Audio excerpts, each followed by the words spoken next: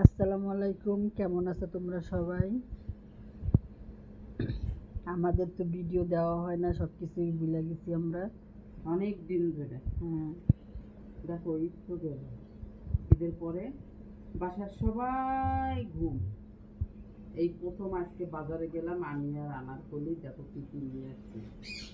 সাজনা সাজনা বানছি কি দিয়ে দেখছো? পলিথিন পলিথিন দিয়ে। সবচেয়ে বড় কথা কি, কালকে রাতের থেকে পান নাই আমার, এই জন্য গেছি। এই দেখো আনারকলির পছন্দের বেগুন।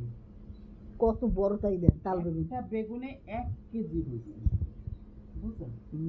দেখে না আনারকলি আর লোক সামাল দিতে পারেনি, ও বেগুন কিনবে। শুকনা মরিচ, কাঁচা মরিচ। ও কাঁচা মরিচটা আসলে দেশি যে কাঁচা মরিচটা না, অনেক ঘ্রাণ অনেক। তা আমি আধা কেজি নিয়ে এসেছি। সকালবেলা 9টার আগে না, 9টার সময় 8:30টার দিকে যে আনারকলিরে ডাকছি, আনারকলি চল আজকে বাজারে যাবই, থাকবো না আর বাসায়। 2টা মূলা আনছি,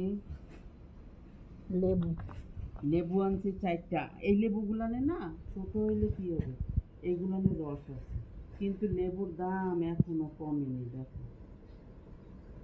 কত সুন্দর লেবুগুলো।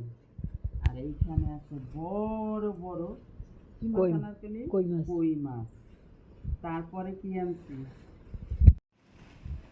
ডাটা নিয়ে এসেছি, ডাটা পিস করে ভেজে ভরে দিচ্ছি। হ্যাঁ, বাজারের দোকানের ভিতর থেকে ডাটা কিনলে ডাটাগুলি পানি দিয়ে ভিজানো থাকে, স্যাঁতস্যাঁতা থাকে, আর এগুলি একদম শুকনো, খুবই সুন্দর, পানি দেওয়া হয়নি। হ্যাঁ। চলো এবার কাটাকুটি করতে বসি, গুছাই গেছাই নিয়ে রান্নাঘরে ঢুকি। চলো আনারকলি। সব শেষে দেখো 2টা বোম্বাই মরিচ নিয়ে এসেছি।